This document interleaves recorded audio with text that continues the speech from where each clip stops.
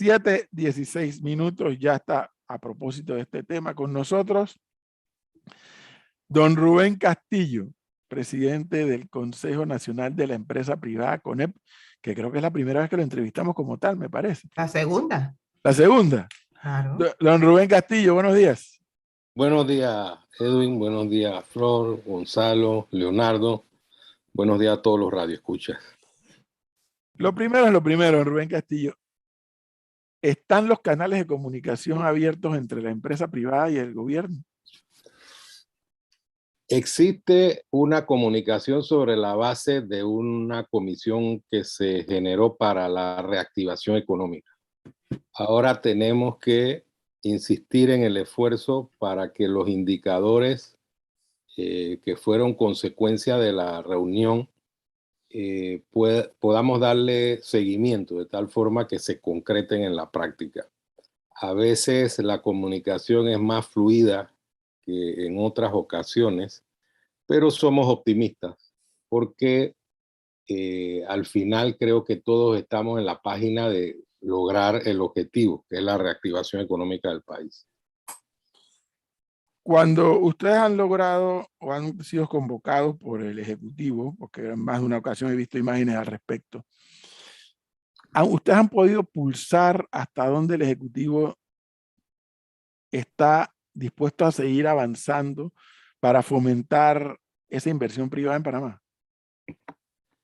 Yo creo que hay un interés general de todos los sectores, incluyendo el Ejecutivo, de atraer capitales. A veces hay cortocircuitos en el sistema. Yo debo señalar que hay, por ejemplo, planteamientos legislativos que no abonan, que no generan confianza. Y nosotros vamos a estar en esa discusión siempre porque promovemos la libertad de empresa. En otras ocasiones nos encontramos con las barreras burocráticas, que es uno de los puntos de consenso. Nosotros creemos que deben existir fórmulas más sencillas para facilitarle las cosas al inversionista. Este es un momento en que tenemos que concentrarnos en la producción de empleo, el restablecimiento del empleo que se perdió y tratar de generar más empleo a través de otros mecanismos. De aquí a junio, que creo que es la vigencia del sistema del vale solidario, hay 460 y tantas mil personas que dependen de ese vale. ¿Qué haremos cuando se termine el programa? ¿Cómo vamos a lograr que esas personas no queden desamparadas totalmente? Y la única fórmula es generar empleo, porque el país no puede de manera eterna garantizar este tipo de subsidios.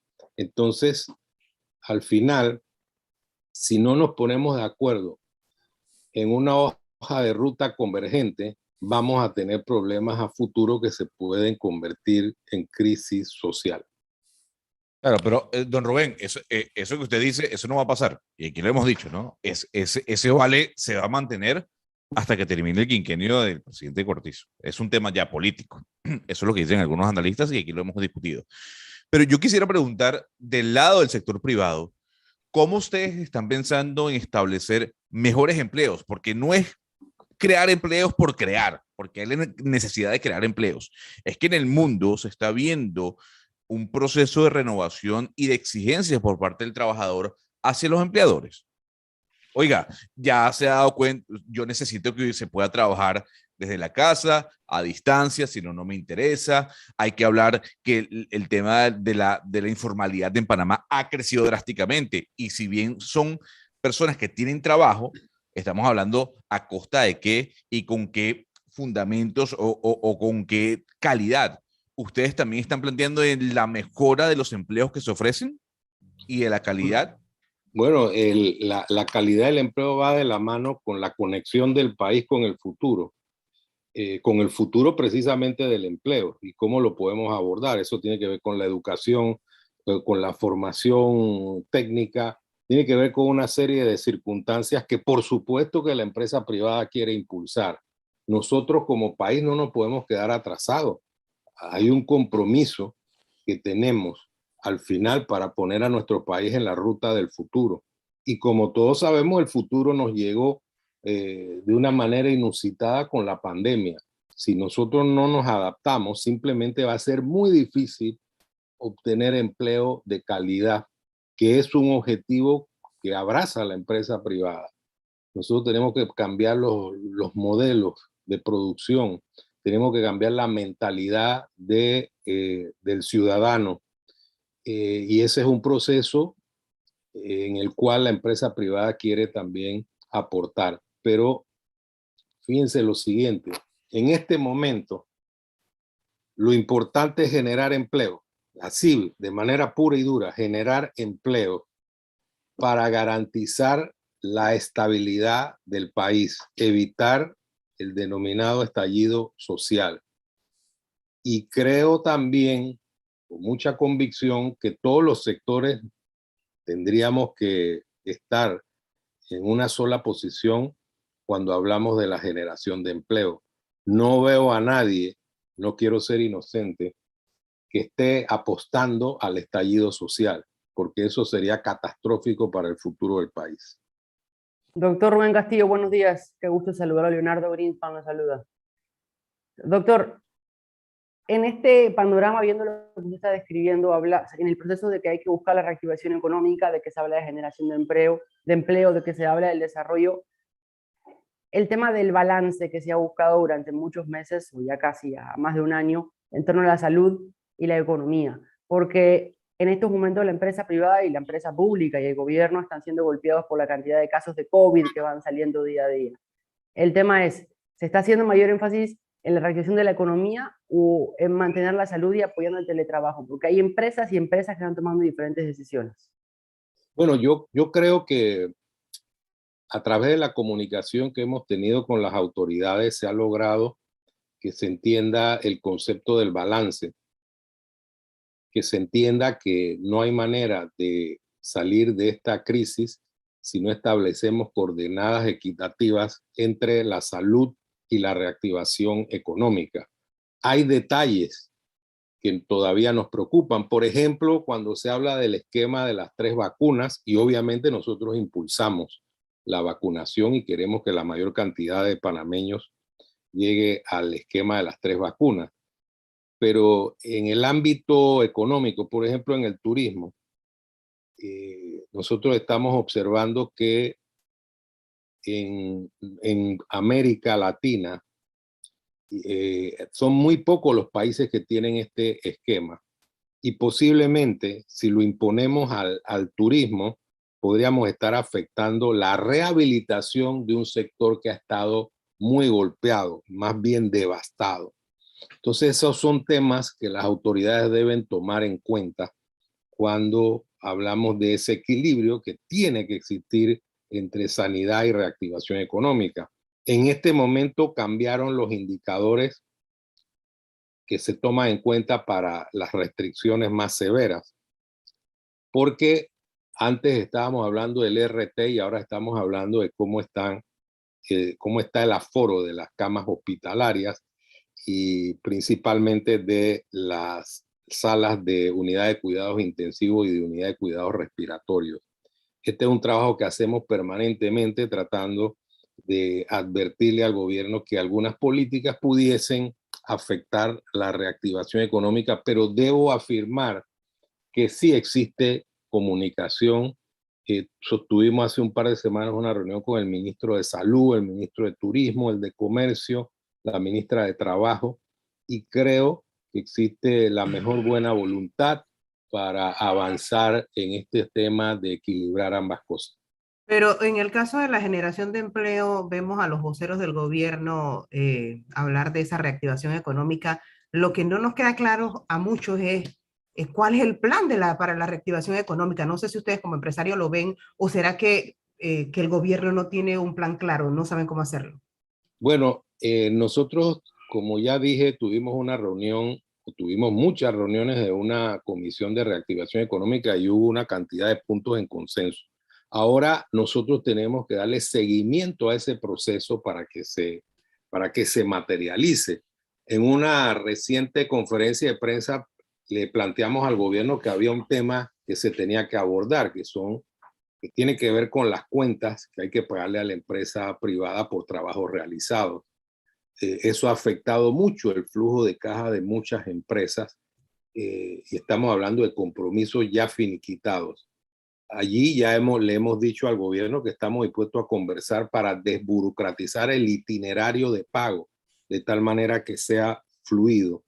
Recuerden que las empresas al final, si no les pagan, entran en una situación crítica porque no tienen capacidad para continuar por mucho tiempo con su actividad y que eso tiene un factor multiplicador. Ese es un punto. El otro punto es que dentro de ese grupo de propuestas, por lo menos en las que nosotros hemos logrado acuerdos, tenemos el interés de que esto se dinamice de tal forma que se vea el objetivo de la reactivación económica de manera palpable. Pero hay indicadores positivos. Lo que señaló recientemente la calificadora Fitch de mantener el grado de inversión es importante. Nos queda el reto del tema de las llamadas listas negras. Está un tema denso como es el del seguro social, que la empresa privada está diciendo que eso no lo podemos postergar y que tenemos que resolver el tema en forma expedita y sostenible. O sea, son temas fundamentales que pueden al final afectar el proceso de reactivación económica. Hay una cantidad de cosas que tenemos que hacer, pero la tenemos que hacer en conjunto y a la misma velocidad. Hay un elemento, más que elemento, es un tema que genera sentimientos encontrados y que me gustaría conocer por parte del presidente de CONEP su lectura. Como lo hemos dicho, nosotros aquí le hemos dado seguimiento al tema de la relación Estado panameño frente a la empresa que explota la mina ahí en Donoso. Le hemos dado seguimiento, pero muy, muy de cerca, desde la administración Martinelli, advierto. O sea, nosotros no hemos llegado a este tema ayer. Nosotros aquí en este ejercicio que hacemos todos los días, desde la administración Martinelli le hemos estado dando seguimiento al tema. En la administración del presidente Cortizo se planteó un esquema de decir vamos a negociar en función de lo que la Corte dijo. Es inconstitucional la ley, así que borrón y cuenta nueva, hay que negociar. Y como aquí le hemos dado seguimiento al tema, cuando el gobierno del presidente Cortizo dijo tienen hasta el día tal a las 5 de la tarde para responder, si no tenemos plan B, plan C, plan D y todas las letras, yo me quedé pensando, don Rubén Castillo, y bueno, ¿cuál puede ser el plan B, C, D, F, X, Y, Z, lo que fuera el gobierno? Porque el sentimiento encontrado que uno tiene es decir, espérate, yo quiero que el gobierno de Panamá logre los mayores y mejores beneficios para el país. Punto 1. Lo más importante tal vez. Punto 2, bueno, ¿cómo vas a mantener la relación, el nuevo modelo de relación con la empresa de tal forma que la empresa diga, mira, las condiciones que tú me estás poniendo, yo no me puedo quedar aquí? Ojo, hasta donde yo puedo saber, y eso lo verifiqué en Chile, primer país exportador del mundo, no es verdad que si Panamá toma una decisión drástica y te vas de Panamá y yo traigo otra empresa, no es verdad que ese cobre está vendido automáticamente. Eso no es cierto. El mundo del cobre es un mundo muy reducido. Todos ellos se conocen. Y donde hay situaciones de tensión, donde hay cuestionamiento a la fórmula, le cierran las puertas a esa fórmula. De lo que puede saber el presidente CONEP, hasta dónde ha llegado este modelo de negociación, si han llegado a término, si han llegado a conclusión, si va a tener consecuencias o no, todo lo ocurrido. Porque cuidado que aquí estamos hablando de más de 3.000 o 4.000 empleos de panameños que están trabajando en esa mina. Bueno, al final de todo este proceso, esperamos que se llegue a un acuerdo en el sentido de que lo que nominalmente se dijo se transmita en un contrato, que es la base de la relación entre ambas partes. Eso todavía no ha ocurrido. Esperemos que ocurra pronto para que sepamos cuáles son las condiciones en que se va a relanzar esta relación. Cuando se dio el plazo fatal, ultimátum, o fórmula mediante la cual el gobierno le ponía un hasta aquí a las negociaciones, nosotros reaccionamos no en relación con defender a la empresa como tal. La empresa tiene sus abogados, asesores y demás, y tendrá que realizar todos los esfuerzos que tenga bien para defender su punto de vista.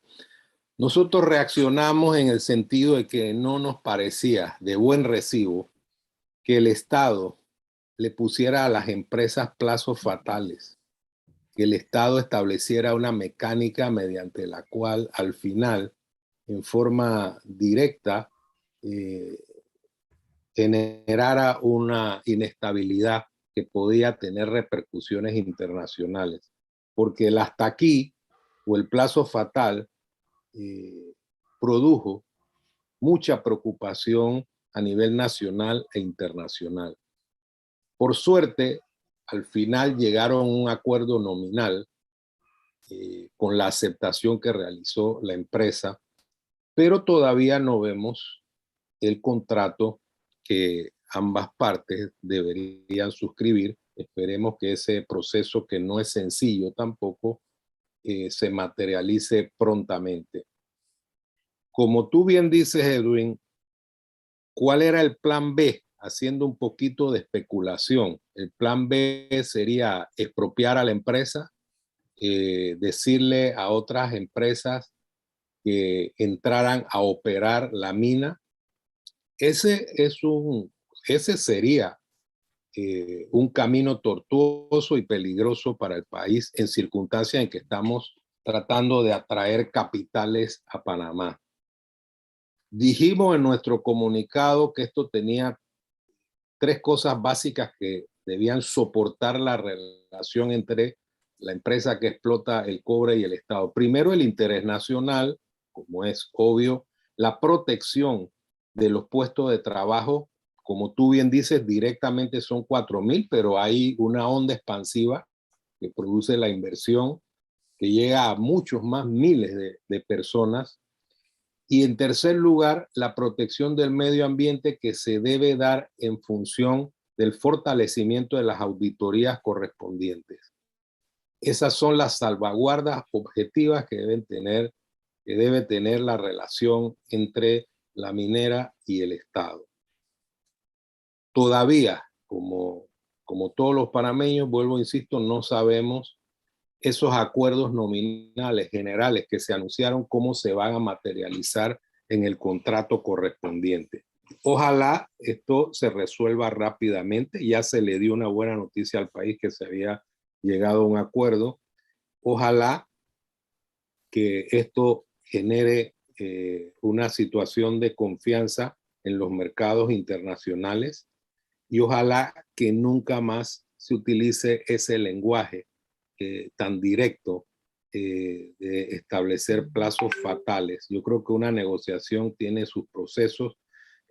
A mi juicio debió informarse previamente cuáles eran los tiempos, debió informarse también periódicamente, en la medida en que no afectara la negociación, las posturas de cada parte, para al final desembocar en el anuncio del acuerdo o el anuncio de que definitivamente no podía haberlo, y que se abrieran las vías legales. En ese caso hipotético de que no hubiese acuerdo, que se abrieran las vías legales para darle continuidad a la operación. Pero vuelvo, insisto, Edwin, creo que es una buena noticia que una empresa que ha puesto creo que $6,000 millones aproximadamente, creo que es la inversión privada más grande, haya llegado a un acuerdo con el Estado panameño. Esperemos ansiosamente el contrato correspondiente. Y lo otro, que no vaya a haber habido, esperemos que no vaya a haber habido una mala señal hacia los mercados internacionales, porque es que a veces muchos panameños piensan que ese debate nada más se queda en Panamá. Hoy, en estos tiempos modernos, don Rubén Castillo, todo lo que aquí se dice, no aquí en este programa, sino en la asamblea, en el ejecutivo, en el judicial, repercute rápidamente hacia afuera. O sea, se tiene la información de inmediato. Bueno, estamos hablando en este caso, la empresa que está negociando con el Estado es una empresa que cotiza en la bolsa. Allá hay accionistas, hay información que fluye a nivel mundial. Como tú bien dices, las empresas que se dedican a esto son empresas muy específicas, muy contadas y tienen una relación. Entonces, una situación volátil en la cual a la empresa se le plantea que hay una opción de salir del país, porque cuando no hay un acuerdo y se pone un plazo fatal, entonces le estamos diciendo a esa empresa, bueno, tu opción es irte, porque no hay acuerdo y no lo aceptaste en forma directa como nosotros te lo planteamos, tu opción sería irte. Claro, no hemos llegado al análisis de las consecuencias, que creo que lo debíamos hacer por razones educativas y hacia el futuro en nuestra relación con otras empresas que invierten en Panamá. Pero las consecuencias hubiesen sido muy difíciles para el país. Demandas, reclamos y hasta bloqueos de parte de las empresas si en algún momento pensaron invertir en Panamá, de repente hubieran tomado otras opciones. Vuelvo, insisto, nos sentimos contentos por el hecho de que se haya llegado a un acuerdo. De lo que hemos escuchado, los acuerdos son ventajosos para el país y obviamente que eso es positivo, pero Sí, tenemos que esperar que haya un documento, un nuevo contrato que establezca cuál es de verdad, cómo se expresa jurídicamente el sentido de esos acuerdos que se plantearon. Eso es bien importante para el país. Bueno. Don Rubén Castillo. Pero muchísimas ya gracias. va, no, pero profesor, ¿qué pasa? No, pero déjeme hacerle una preguntita nada más. Una Rápidamente, solita. que ya está el otro invitado. Muy listo. bien. Don Rubén, una consulta. Desde la CONEP, ¿qué definen ustedes como empleo? Para usted, una persona que es un repartidor o un conductor de Uber o de alguna plataforma, ¿es una persona que tiene trabajo o que está haciendo un tema ocupacional o ocupando una plaza? Bueno, esa es una magnífica pregunta, Gonzalo. En lo particular, yo no estoy de acuerdo con la forma como se hacen las encuestas, pero debo decir, las encuestas de empleo, pero debo decir que el mecanismo es un mecanismo que se utiliza en función de designios de la Organización Internacional del Trabajo. Si yo le pregunto a una persona si está buscando empleo y me dice que no, aunque no tenga empleo, no lo consideramos desempleado. Y eso me parece un poco difícil de asumir, porque entonces estamos cambiando la barra de desempleado y aumentando la barra de la informalidad. Y nosotros tenemos que luchar en forma obsesiva contra el desempleo y en forma positiva a favor de la reducción de la informalidad, es decir, que más panameños obtengan empleo y que más panameños salgan de la informalidad.